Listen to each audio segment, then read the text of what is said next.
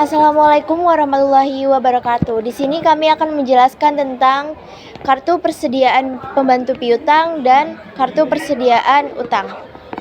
Sebelumnya perkenalkan, nama saya Nazwa Puji Lestari. Nama saya Rizky Firmansyah. Nama saya Natalia. Nama saya Rahma Dewita. Nama saya Rizka Aryani. Nama saya Inka Aprilia Putri. Kartu piutang adalah catatan rinci yang digunakan untuk mencatat semua transaksi utang dari pelanggan kepada perusahaan. Setiap pelanggan di Betul membeli barang atau jasa secara kredit akan memiliki satu kartu piutang sendiri. Kartu ini mencatat informasi seperti tanggal transaksi, jumlah penjualan kredit, pembayaran yang diterima dari pelanggan, serta sisa saldo piutang. Tujuan adalah agar perusahaan dapat memantau status piutang dari masing-masing pelanggan secara individu, termasuk kapan pembayaran dilakukan, berapa yang sudah dibayar, dan beberapa yang masih menjadi tanggungan pelanggan. Kartu utang adalah catatan rinci yang mencatat semua transaksi utang perusahaan kepada pemasok. Setiap pemasok kreditur yang memberikan barang atau jasa secara kredit kepada perusahaan akan memiliki satu kartu utang tersendiri. Kartu ini mencakup informasi seperti tanggal pembelian, jumlah pembelian secara kredit, pembayaran yang dilakukan perusahaan kepada pemasok, dan sisa saldo utang.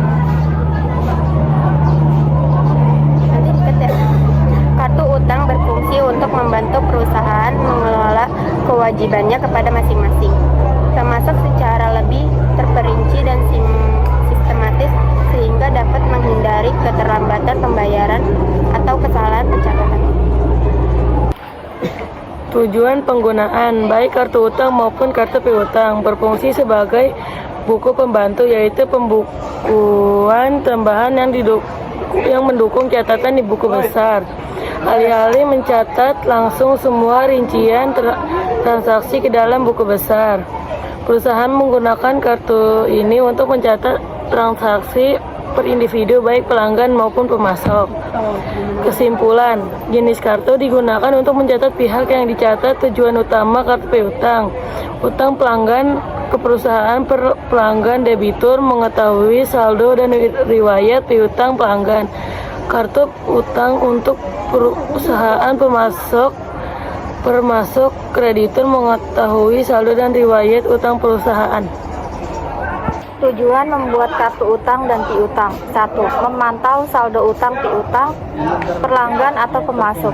Artinya, kita bisa tahu berapa sisa utang atau piutang untuk masing-masing pihak secara detail. Misalnya, pelanggan A masih punya utang 1 juta, sedangkan pelanggan B sudah lunas. Kalau nggak ada kartu, semua saldo cuman kelihatan total besarnya saja di buku besar, padahal kita butuh per orang atau pemasok. 2. Mengetahui kapan jatuh tempo pembayaran di kartu. Biasanya kita catat tanggal transaksi dan jatuh tempo. Ini pentingnya supaya untuk piutang kita bisa tagih sebelum atau saat jatuh tempo, biar nggak macet. Untuk utang kita bisa bayar tepat waktu, biar nggak kena denda dan merusak hubungan dengan pemasok. 3. Membantu mempersiapkan penagihan piutang atau pembayaran utang. Kalau mau nagih piutang, tinggal lihat kartu siapa aja yang belum bayar. Kalau mau atau pembayaran utang, tinggal lihat kartu siapa aja yang harus dibayar dulu. Ini bikin kerja bagian keuangan jadi lebih cepat, terarah, dan nggak ngawur. 4. Memudahkan rekonsiliasi dengan buku besar.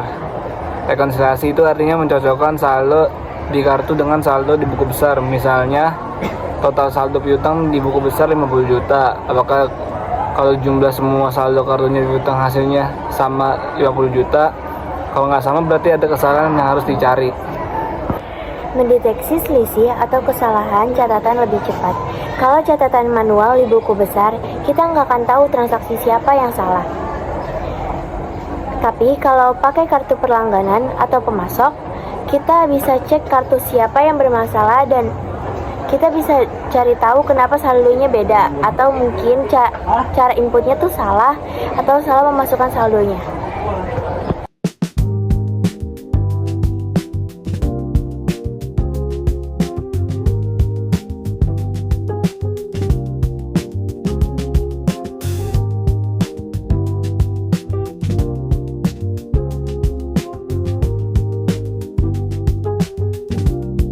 Jadi di sini kami akan menjelaskan tentang kartu pembantu utang. Nah, jadi awal-awal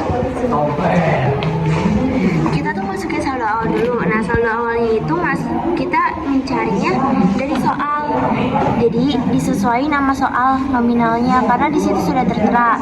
Nah, yang lainnya ini kita memperolehnya dari jurnal khusus.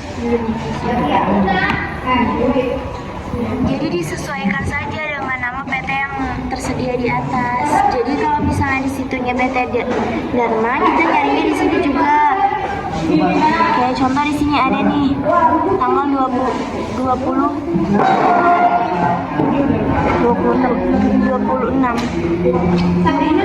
Tapi di sini belum dimasukin. Nah, kalau misalnya di sininya kredit, saldo awalnya kan di sini kredit. Nah, terus di sininya pembeliannya tuh kredit. Jadi kredit ketemu kredit itu dijumlah, hasilnya ditambah. Jadi karena saldo awalnya di sininya kredit, masuknya ke kredit. Terus transaksi keduanya juga di kredit, sama-sama dijumlah. Jumlahnya di sini. Kalau misalnya kredit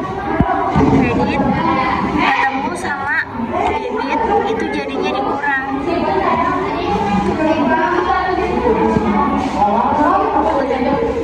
Di sini saya akan menjelaskan bagaimana cara mengerjakan buku pembantu piutang. Pertama saya akan menaruh saldo awal yang didapat dari sini, saldo awalnya dari soal. Nah, terus ditaruhnya di debit karena saldo awal pembantu piutang itu saldo normalnya di debit. Terus kedua, di sini ada toko Armida di tanggal 7 di cash account jurnal. Masuk di kredit seharga 249.768.750 rupiah. Dan debit dikurang ini hasilnya min karena tidak ada sisanya ataupun ruginya. Setelah itu di tanggal 29 penjualan masuk di debit yang di sini kan tidak ada nominalnya, berarti yang di sini langsung dipindahin ke sini.